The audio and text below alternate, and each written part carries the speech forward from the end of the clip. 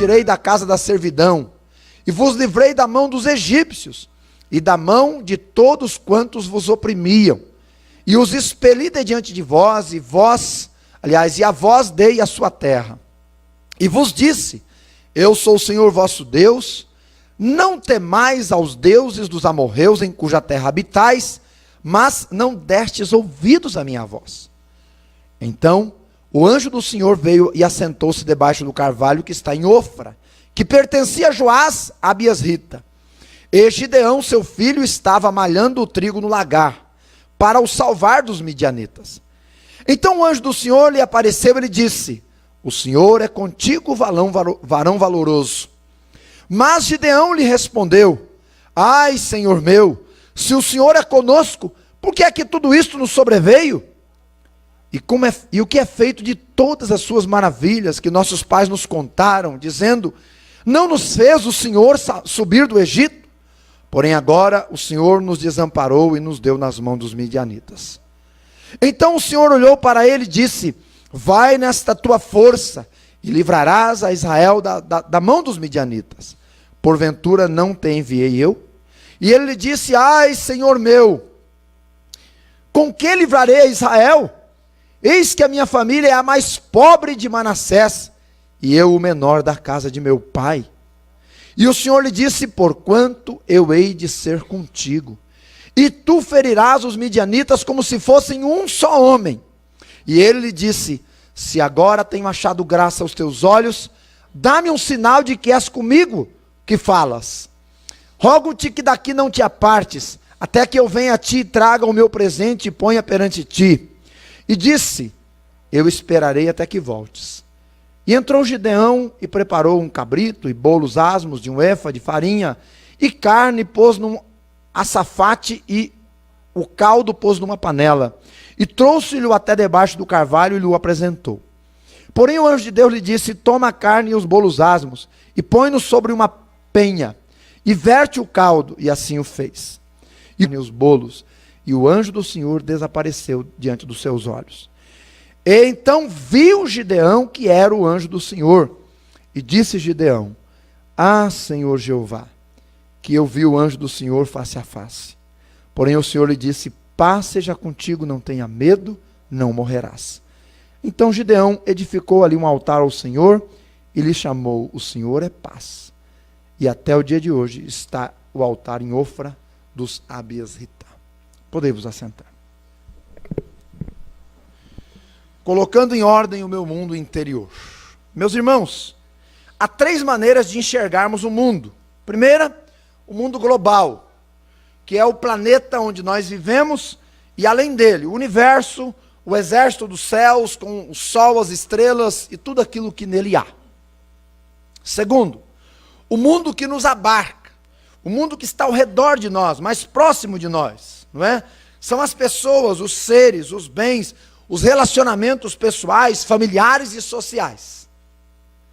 E terceiro é o mundo interior, que é aquilo que nós somos internamente. Quem nós somos, o que pensamos, o que conhecemos, nossas convicções, nossos hábitos, nossos costumes, nossos dilemas, nossos medos, nossos prazeres e a nossa fé. É o mundo que só nós e Deus conhecemos, é o nosso mundo interior. Na maioria das vezes, nossos problemas não vêm do mundo exterior. É a nossa mente, é o nosso coração. E se dentro de nós as coisas estão bem, então lidamos com o que está fora de nós e caminhamos. Caso contrário, se dentro de nós o mundo não está bem, somos dominados. Nosso mundo interior é o que levaremos para a eternidade. E o levaremos para Deus ou para longe de Deus. Isso vai depender das decisões que tomamos aqui. Decisões são coisas muito importantes. Elas medem as nossas prioridades. Elas regulam aquilo que é o mais importante e o menos importante na nossa vida. Elas determinam qual será o nosso futuro. Certo rabino foi procurado por um jovem, um garoto que se achava muito esperto. E ele levou um pássaro pequeno em suas mãos, as mãos Quando ele chegou próximo ao rabino, as mãos do jovem estavam voltadas para trás. E diante do sábio, o jovem que estava com as mãos para trás perguntou: mestre, o senhor é um homem muito sábio e conhece quase todas as coisas. Eu gostaria que me respondesse. Eu tenho uma ave em minhas mãos. Esta ave está viva ou morta? Refletiu e, depois de poucos minutos, respondeu o seguinte para o jovem: jovem, a resposta está em suas mãos. Porque se eu disser que a ave está morta, você me apresenta ela viva. Mas se eu disser que ela está viva, você me apresenta ela morta. A resposta está em suas mãos. O jovem deu-se por satisfeito ao ver a sabedoria do homem sábio na sua decisão em responder. Soltou a ave e foi embora, pensativo sobre aquilo. De igual modo, meus irmãos, é a vida que temos neste mundo. Seja o mundo global, seja o mundo que nos abarca, ou o nosso mundo interior. As nossas decisões, e Deus nos deu a bênção de tomarmos decisões, elas vão guiar o nosso rumo e o nosso futuro. Em ordem ou desordem. Para o bem ou para o mal. E olha, não é difícil eu e você olharmos ao nosso redor e percebermos que a desordem tem marca, seja no campo familiar, seja no campo social, seja no campo estudantil, político, nosso ecossistema. Há desordens para todo lado. Mas a pior delas, que eu vejo, é a desordem que tem acontecido no mundo interior das pessoas. No coração. Há dias, inclusive, que nós acordamos com tudo programado. E, de repente, é um dedo que quebra, é um carro que bate, é uma doença que nos pega, é uma desavença que tumultua o lar. E aquilo que parecia exteriormente estar em ordem, entra em desordem. E se dentro de nós não estiver em ordem, a gente é engolido pela desordem externa. O texto que nós lemos mostra bem esta realidade. O mundo de Gideão, especialmente da nação de Israel, estava em verdadeira desordem, tanto interna como nos seus reflexos externamente. O líder da nação mais recente e importante havia morrido, que era Josué. Juízes começaram a reinar e governar sobre as tribos que haviam sido distribuídas na terra prometida. Mas aquelas tribos começaram a guerrear civilmente, guerrear entre elas. Disputas estavam acontecendo. E começaram a andar segundo a sua própria cabeça. Então o mundo interior daquelas pessoas estava bagunçado. Por conta disso, o Senhor desamparou Israel e os entregou nas mãos dos midianitas, que eram inimigos. E os midianitas, como que um espinho na carne, fizeram Israel entrar em colapso. Se você prestou atenção no texto, foi exatamente isso que aconteceu. Gideão é uma representação muito clara dessa situação. E nós vamos aprender com este momento da história de Israel a importância de ter o mundo interior em ordem, para que o exterior também seja mantido em ordem, ou pelo menos vencido quando as desordens externas vierem sobre nós. Vejamos em primeiro lugar, o que é que causa desordem em nossas vidas? O que é que causa a desordem na vida de uma pessoa? O que é que causa a desordem na vida de uma nação? E o texto responde bem, capítulo 6, versículo 1. Olhe lá. Porém os filhos de Israel fizeram o que parecia mal aos olhos do Senhor. Meus irmãos, fazer o que não é reto, fazer o que é mal aos olhos do Senhor, não é? Causa desordem na vida. E o que é fazer mal aos olhos do Senhor? É viver em pecado, ou endossar a iniquidade. Endossar aquilo que é errado. Provérbios diz, no capítulo, sua própria alma, e os que aborrecem ao Senhor amam a morte. Perceba, fazer o que é mal perante o Senhor causa desordem na alma, violência na alma. O que peca contra o Senhor violenta a sua própria alma. E olha, se você for como eu, um pecador, eu imagino que seja, você sabe bem que toda vez que a gente peca, dentro da gente vira uma bagunça. Perguntas nos vêm à mente, sentimentos ruins nos vêm no coração. A gente começa a se questionar, poxa, por que eu fiz isso? Para que eu fiz isso? A gente começa a sentir vergonha diante de Deus. Gente, vira uma bagunça. Angústias vêm no coração, porque o pecado violenta, espanca a alma. Porém é um ciclo vicioso que tem vindo desde que o pecado entrou no mundo. Deus os entregava às suas escolhas, que lhes causavam dor, eles se arrependiam e Deus perdoava. Meus irmãos, isso se repete aqui em Juízes. É o que está no capítulo 6. E isto parece ser um ciclo vicioso até hoje e com cada um de nós. Por que isso acontece? Seriam as inclinações carnais? Seria a rebelião que às vezes quer ressurgir contra Deus? Seriam as fraquezas de cada um? Seriam as decisões tomadas com motivações erradas, sem a direção do Espírito Santo? Bom, eu acredito que é a barca que envolve tudo isso, não é? Mas o que prova a desordem aguda, aquilo que causa uma desordem aguda, um clímax terrível de violência interna e desordem externa, sem dúvida é o pecado assimilado e praticado. Porque isso tira nossa intimidade com Deus. E o cristão sem intimidade com Deus, meus irmãos, ele é como uma canoa que o remador está remando de um lado só. Existe uma ordem que deve ser mantida para que as coisas andem bem. Caso contrário, a coisa desanda mesmo. O espírito, o ser humano é formado de corpo, alma e espírito. O espírito, a parte espiritual, tem que dominar sobre a alma, e a alma sobre o corpo.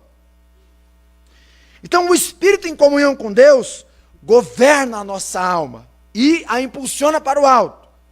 A alma governada tem mente sã, emoções sã, vontade controlada e vontade obediente. Então o nosso corpo recebe essa direção da alma.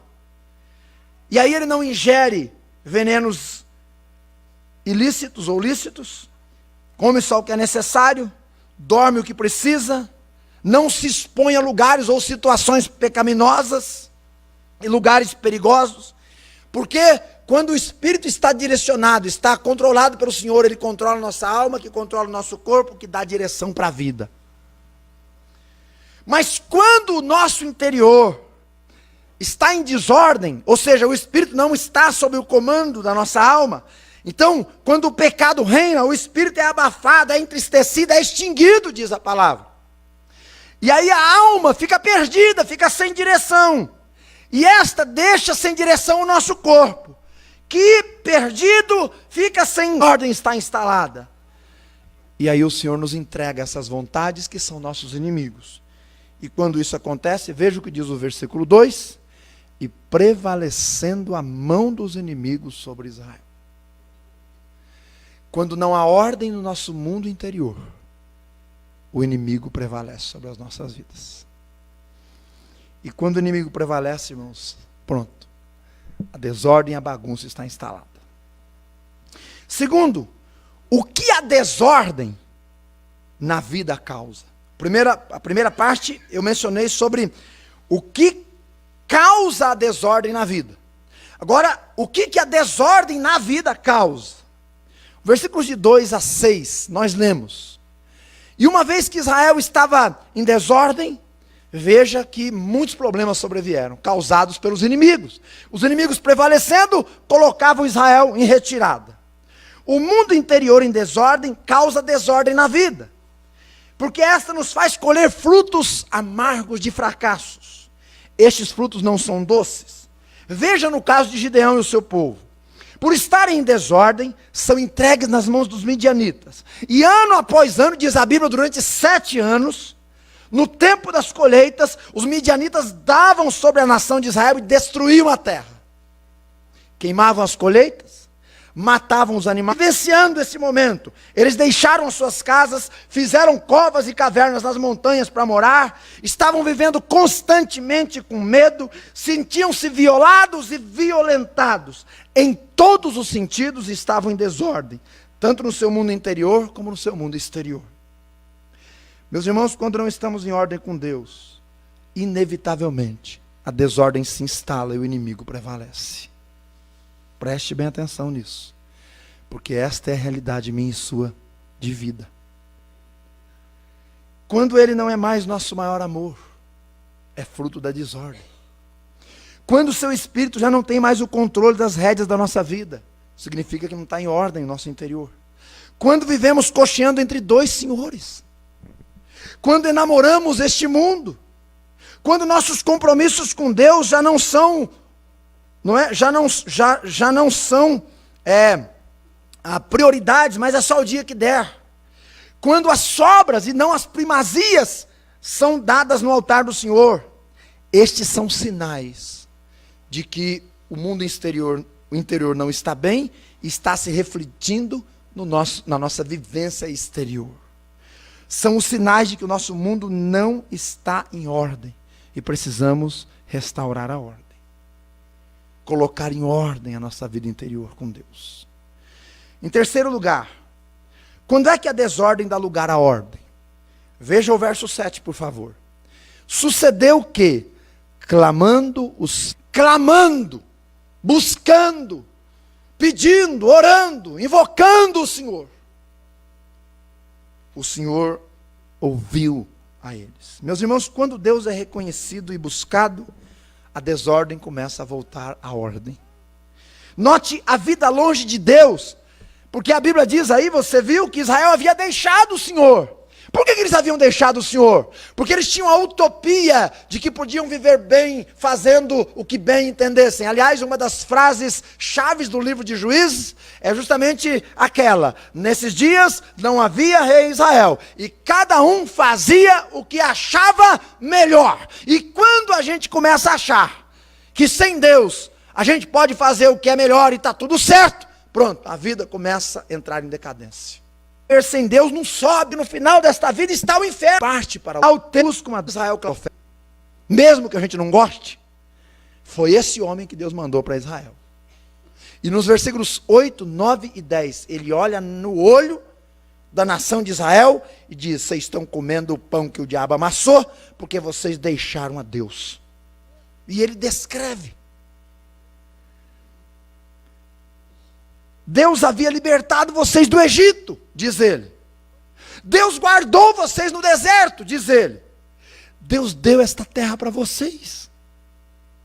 Deus ordenou que vocês não o deixassem e se dessem à idolatria.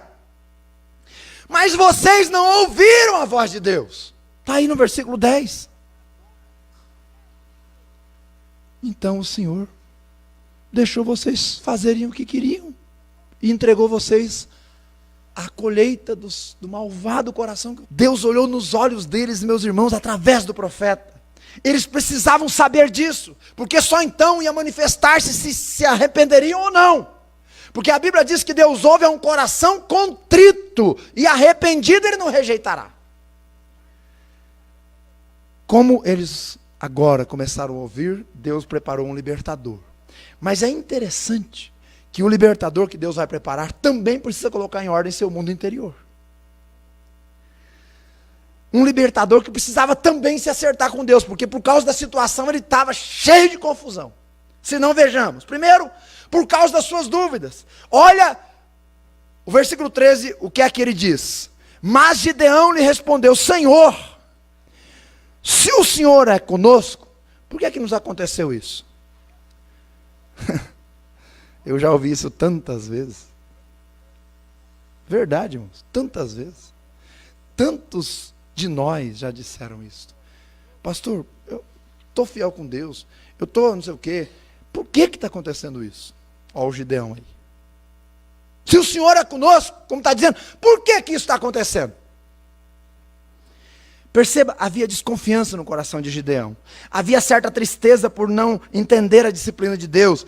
E havia certa incredulidade sobre os feitos de Deus. Olha, se o Senhor fez no Egito aquilo lá, e por que está acontecendo isso hoje? Então as dúvidas de Gideão mostram que o mundo interior dele está bagunçado. Está em Ofra, que pertencia a Joás, a Biasrita, e Gideão, seu filho, estava malhando o trigo no lagar para o salvar dos midianitas. Meus irmãos, onde é que Gideão estava malhando o trigo? No lagar. Lagar é lugar de malhar trigo? Não. Lagar é lugar de pisar uvas, para produzir suco de uva. Não é lugar de malhar trigo. O lagar era uma construção normalmente num lugar mais reservado, mais escondido, para facilitar a produção do suco da videira, a fermentação. Era um lugar mais escondido, mais priorizado. A eira era o lugar de malhar trigo. Porque o trigo, quando malhado, quando batido, não é? Precisava de uma circulação de vento para levar as impurezas embora. Mas Gideão está com o seu mundo interior tão bagunçado, que ele vai malhar trigo no lugar onde se devia pisar uvas. Você percebe a inversão das questões aí? Esta atitude de Gideão mostra que o seu mundo interior estava cheio de medos, com coisas fora do lugar, com falta de confiança em Deus. Nada ao redor ia bem, enquanto o mundo interior não estava bem. Quando o Senhor vai até Gideão e conversa com Gideão, Gideão responde positivamente a Deus. Ele responde bem, ele se volta para Deus. Daí você vai ver no versículo 16 em diante, que ele se volta para o Senhor, mas ele humildemente quer comprovações do nosso Deus. Aí ele fala: Senhor, vamos fazer o seguinte, eu vou fazer um jantar aqui do meu jeito, vou assar uma carne, fazer um caldo, vou fazer uns bolos de sobremesa, e se o Senhor é Deus, quero que o Senhor aceite meu jantar. Diz a Bíblia que ele faz e Deus aceita. Ele ainda está um pouco inseguro. Então lá nos versículos finais do capítulo, ele diz: Senhor, se é o Senhor mesmo, vamos fazer o seguinte, hoje à noite eu vou colocar um pedaço de lã aqui do lado de fora da minha tenda, e que amanhã cedo só tem orvalho na lã e não tem orvalho ao redor. Assim se fez, e assim aconteceu. Ele ainda está um pouquinho inseguro, ele fala: Senhor, tenha paciência comigo, estou aprendendo. Agora eu vou fazer invertido, vou colocar a lã ali, mas que tem orvalho ao redor e não tenha na lã. Assim ele colocou e assim se fez. A partir desse momento, Gideão tem o seu interior restaurado.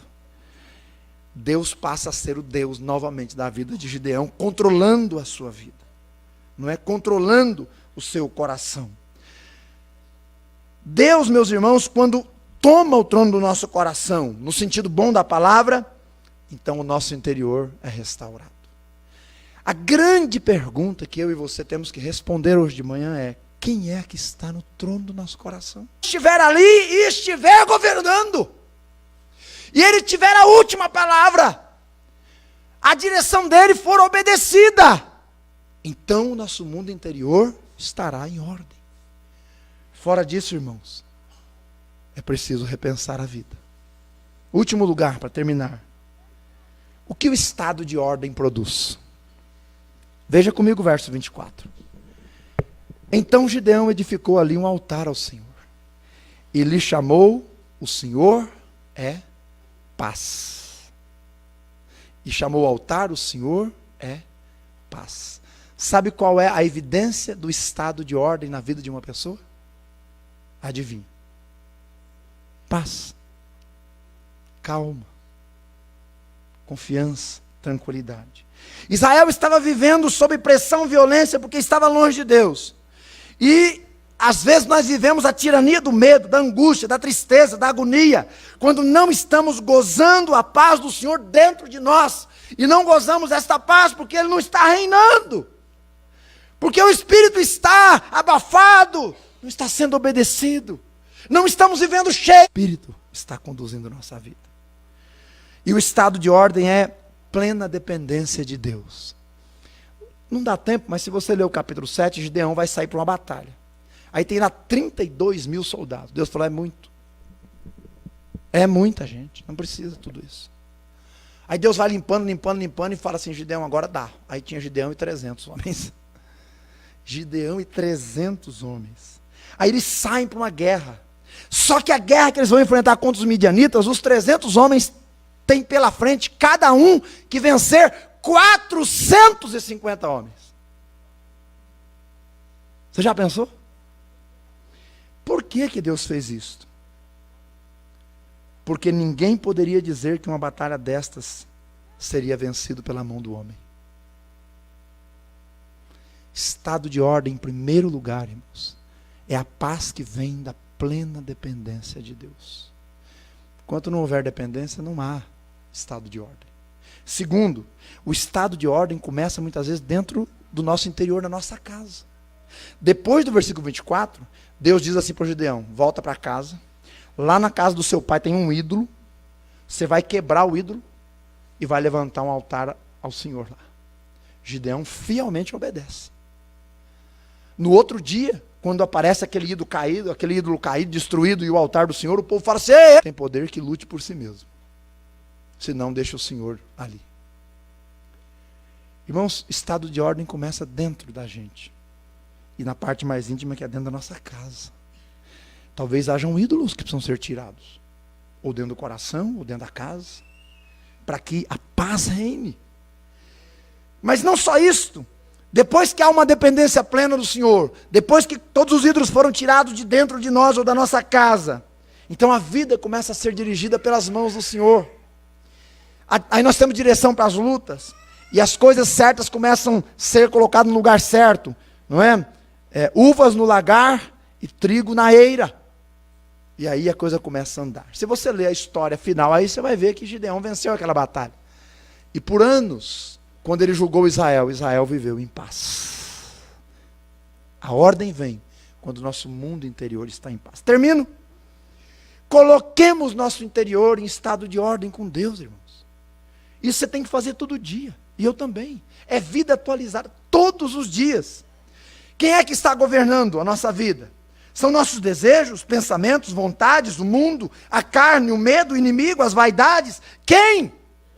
Se não for Deus pelo seu Espírito, através da sua palavra, nosso mundo interior está em desordem. Você vai bater aqui, ali, acolá e nunca vai ter paz. Coloque seu mundo interior em ordem. Do ódio, o reino de Deus ao invés do reino deste mundo. Fidelidade e compromisso antes de mornidão e desregramento. Então haverá paz. Uva no lagar, trigo na eira. Paz com Deus, paz interior e paz ao redor. Deus nos ajude a termos em ordem o nosso mundo interior. Oremos. Querido Pai, obrigado por esta manhã e pela Tua palavra. Por vezes o pecado chega e causa uma bagunça. Medos que vêm, coisas que nem sabemos. Frustrações, decepções. Coisas que não andam ao redor de nós. Senhor Deus, o serviço começa a não ir bem, a família começa a não ir bem. E às vezes a gente fica procurando a solução nessas coisas externas, quando na verdade está lá dentro. Quando o Senhor não é mais o primeiro. Quando o Senhor não tem mais a última palavra. Quando o teu altar não é mais o trono do nosso coração. Ó Deus, todo-poderoso e santo. Se for necessário, quebre qualquer ídolo que houver sido levantado em nosso íntimo, Senhor. Para que o Senhor seja glorificado e o Senhor venha reinar. E haja paz